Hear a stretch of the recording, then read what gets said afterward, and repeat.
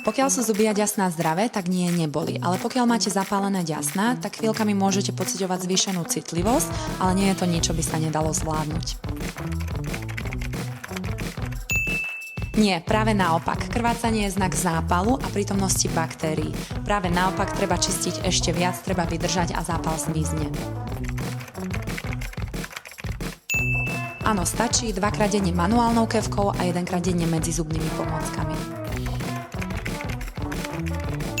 Nezničí, pretože u nás v Smart Dental používame tie najmodernejšie prístroje, ktoré sú šetrné k sklovine. U kefiek rozhoduje technika čistenia. Ja ako odborník si čistím zuby manuálnou kefkou, ale vo všeobecnosti sú o niečo efektívnejšie elektrické kefky.